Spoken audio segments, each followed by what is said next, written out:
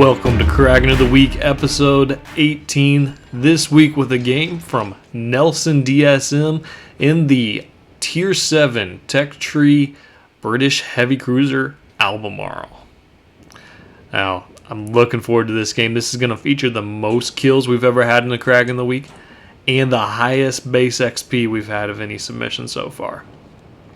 Game is Domination on Northern Waters. Now let's take a look here at the commander build that Nelson has decided to go with, using AL Belfast as the commander. Going with base perk is Out of Nowhere, which reduces your detectability when firing within smoke. Not going to be a big issue with this game. Slot 1, going with the Beyond Range, extending the range of your main battery.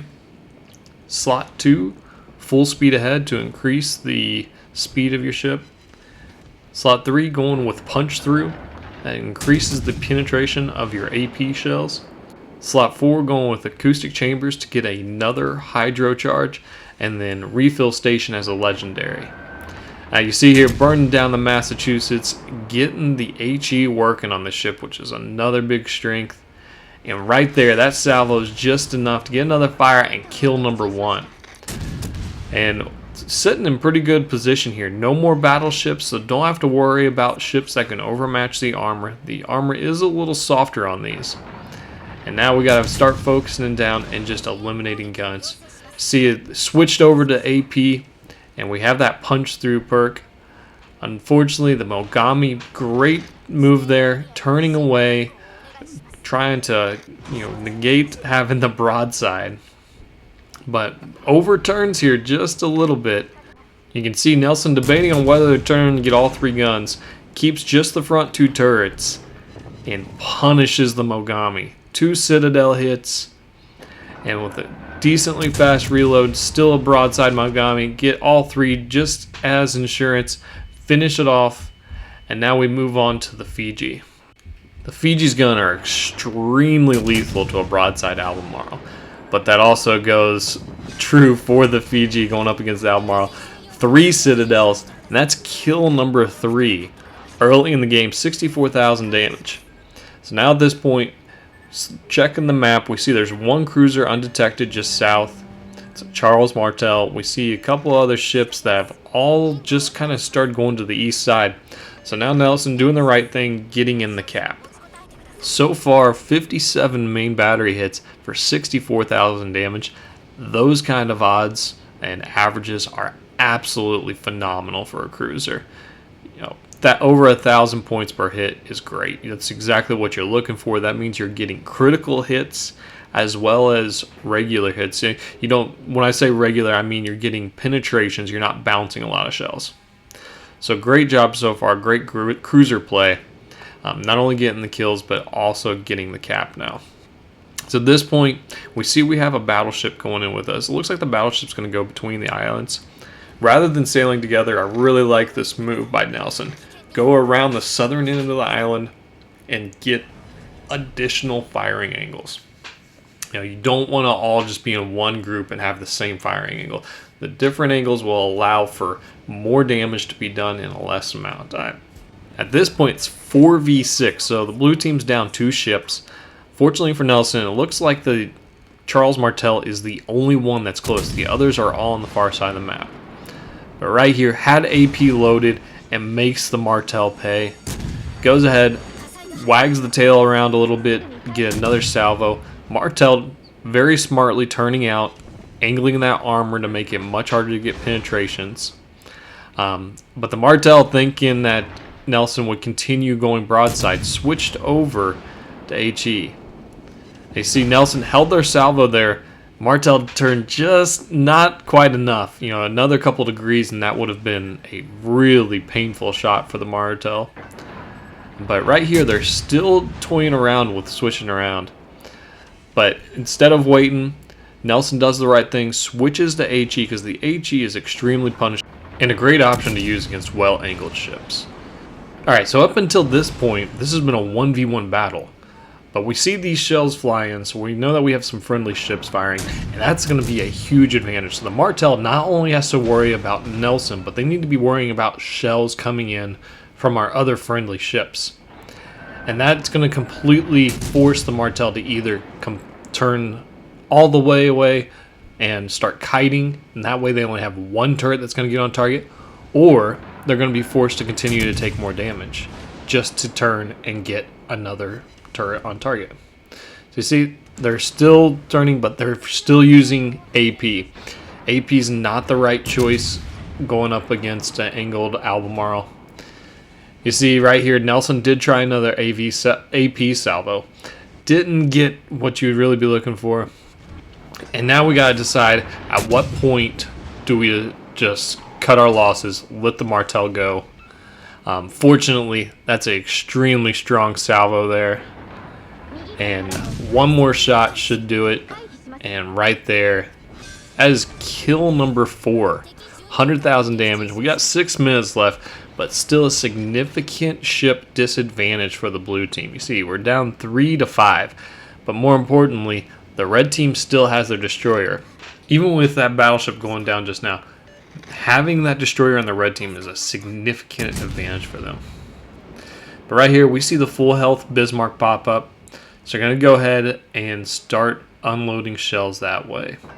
German battleships do like to catch fire, so doing the right thing, and especially at this range, keeping the HE loaded and then just getting it going downrange as quickly as possible. Right there, first solid salvo to hit, get a fire going, get a second fire going, and this is the kind of engagement that you're looking for with these ships. Now, if you're taking a look at the ship, it doesn't appear that the Bismarck's turrets are aimed at Nelson right now. And then right here, the Benson does a very interesting move by opening up their guns and being spotted. This is questionable at best, going up against a tier 7 cruiser, especially the Albemarle. It has radar, and I believe it's 9-kilometer radar, that will be able to spot the destroyer in smoke. But I do like the move of Nelson holding off on that radar charge right now, because when we last saw the destroyer, it was starting to point away. So that could be a wasted charge. So go ahead, hold on to it until you know that the destroyer is closer.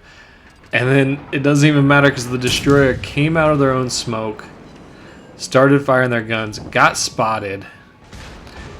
And then at this point, now is when they're going to use that radar charge and finish them off.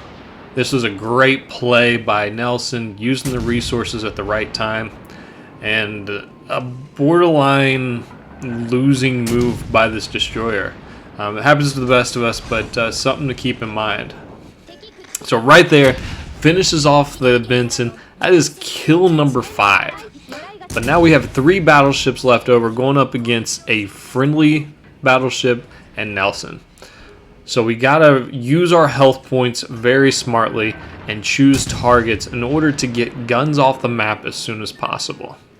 So right here, glancing over at the Bismarck that we were shooting at just a little bit ago, we see they're extremely low. And then the Alabama comes in, finishes them off. Okay, things are looking phenomenal now. Nelson is currently in the process of capping off the 3rd cap.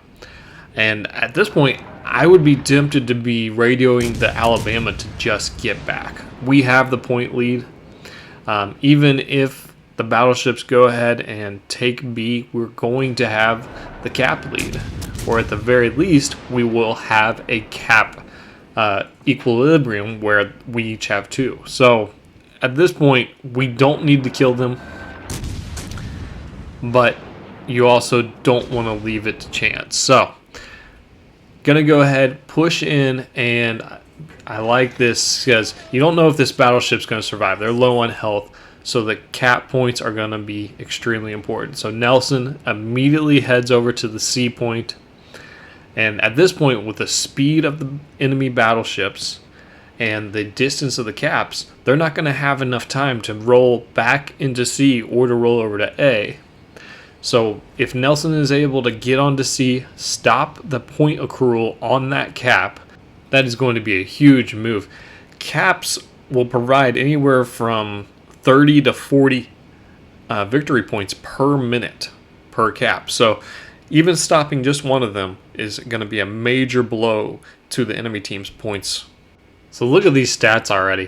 163 hits for 10 fires and 153,000 damage. So we're not quite at the 1,000 points per hit that we were at earlier in the battle, but we're not too far below it either. So this is still a very, very good rate. We see the Amagi doing the right play, realizing they can't play the cap game. The only way to win is to get kills. So immediately went straight south, but the Alabama was ready for that move and had a salvo ready and absolutely took a big chunk of damage and allowed Nelson to go ahead and finish it off. You see right here, switching over to the AP, because a broadside battleship on a superstructure, that AP can do a lot of damage, and finish it off. So that's 6 kills now, 159,000 damage. But now a little bit of a problem of being spotted by the plane.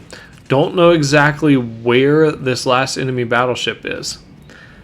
Fortunately, right there, they do pop up. It's a Colorado. And checking the torpedo indicator, they're not quite in range of the torpedoes. And so now we just have to make sure we wait long enough to go ahead and get this cap. If you look at the mini-map, look at where our Alabama's at. They're sitting behind the island, protecting their health points, which is great because the Colorado has big enough guns that it can absolutely kill a Alabama with what remaining health it has in one salvo.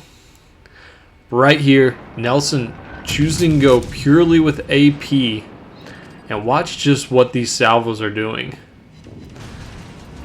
Fortunately right there, 5,000 from Nelson, but then it looked like about another 15 or 20 from the Alabama, leaving the Colorado with just a sliver of health, and right there, kill number 7, and that is the win. Great job by the Alabama, supporting the cruiser all the way through the game, and look at this XP score, the highest we've ever seen on Kraken of the Week. So great job, great cruiser play, getting kills and caps, and getting the win. That's all we have for this week. Thank you all for watching. If this is your first time coming to the channel, consider hitting subscribe. We'll have a lot more videos coming at you shortly. Have a good one.